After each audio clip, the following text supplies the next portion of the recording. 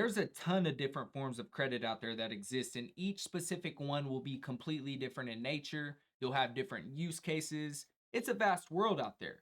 But that is the problem that we arrive at because most people aren't taught about this vast world. We don't know when credit makes sense to be used. We don't know when it's working against us. So, how do we know if it's good or bad? So, instead of thinking in terms of credit is good or credit is bad, let's view it as a tool. Let's be resourceful. How are we at using tools available to us? How are we using our credit? That is the difference between good credit or bad credit. And if you think about it, different types of credit exist, different types of tools exist because different problems exist. Some credit's designed to help us buy these large, long term assets over a period of time. Some credit's meant to smoothen out our cash flow needs. Some credit's designed purely for convenience purposes. And it's up to us to understand which is which. So let's come over here and let's first talk about what a good form of credit is. So, a very common example is what's called a fixed rate mortgage. And this is secured by real estate. So, it's allowing us to spread the cost of this large asset over a longer period of time, usually at lower interest rates. Here recently, they've been around 6 to 7%. We've been spoiled in the past because this is much higher than we're used to. But these assets themselves, the real estate, they tend to hold value or grow in value over time, at least according to history. But that's a reasonable use of leverage for most people. You pay down this home that one day you'll own outright. Your family could live in it. It appreciates in value according to history, and it could even become a rental property in the future. So that's a good form of credit. Another good form of credit, and a lot of people are going to raise their eyebrows at this one, it will be credit cards. And this, it really just depends on how you're using it. With the credit card, though, you got to use it intentionally. Using this credit card to purchase things that are on the budget, these budgeted expenses that we're going to pay for anyways every single month with our paycheck. Then we're going to pay for these, let the item post. It takes 2 to 3 days, then turn around and pay it completely off with the money that's in our spending account. That's where we all start with that. But that's the case for this card. It's considered a tool. It's a tool for convenience and tracking, but you don't want to use this credit card to borrow for a long time. And we'll talk about that here in a little bit. But the third in a credit card is a form of this is lines of credit. And this is usually how you'll see it spelled out, but these can be useful in specific situations. They're often used for these things that come up unexpectedly or temporarily, especially when there's this clear plan to pay them back quickly. The key here is that the credit is solving this timing issue and not necessarily funding a lifestyle. So you don't want to go and fund a lifestyle with either of these at all because, I mean, that's not what they're for. And then a fourth one will be another good form, and this is all depending on how you use it. I almost spelled it twice, but this will be auto loans. So auto loan, this can be good or bad. It just, like I said, are you using it intentionally? It can fall on either side. So are you financing this reasonable car that fits within your budget? The needs are pretty practical in this case. The car is functional, it's predictable, the loan's structured.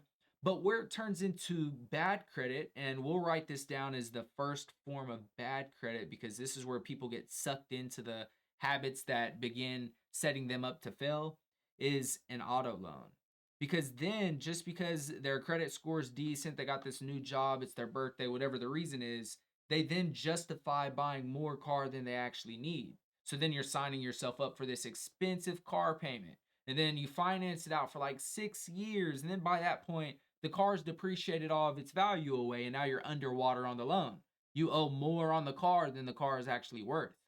Now let's talk about some more bad uses of credit because this is usually where impulse spending starts coming in, like credit cards. So, like we said with credit cards, you have to use these suckers intentionally because they do have higher rates. And if you plan to just fund your lifestyle with them, this can be an expensive way to do it because these interest rates are high, the balances then hang out for longer, and then all of these fees stack up, and all you're doing is digging yourself up into this deeper hole. And honestly, we'll go on to even write down interest rates because I want you to think in terms of interest rates, but interest high. So you want to get rid of these high interest rate debts because these things compound and they build stress. You're pretty much paying for stress. And the value of what you got usually disappears long before the balance does. So the difference here between good debt and bad debt is mainly structural because this good debt you're looking at, it supports stability, it supports these long-term plans, and then bad debt, you're supporting impulse and convenience and luxury lifestyle that you really don't need to live up to. So once you understand that, the next question becomes priority. So if you're carrying multiple forms of debt, which one should be handled first? This is where, back to what we put right here, we did this in parentheses on purpose. The high interest rate is what matters. And that should always be the top priority for paying off. You want to pay off high interest rate debt. That's always at the top of the scale because their rates are the highest and the fastest compounding. They're working against you the largest. And after that, lines of credit typically come in next in line depending on their terms and rates. It's all depending on where that interest rate falls and then you really want to just double down on paying that. And then it depends on how large that balance is, but these auto loans, especially if the rate is moderate and the payment fits comfortably. And then mortgages, those are usually your lower priority. Now, you don't want to go buy a house on some hard money terms and think that's a low priority purchase because you bought real estate. But these rates are typically lower for real estate and the structure is for this long term purchase. So the goal, I mean, let's aim to eliminate all debt, even if it takes a while. Let's set the right goals and habits in place, put the right system in place. The goal is to eliminate the most expensive debt first while keeping the rest manageable. And when you pay attention to how credit is being used and how interest works, I mean, the order becomes obvious at that point. So, credit, it's a tool.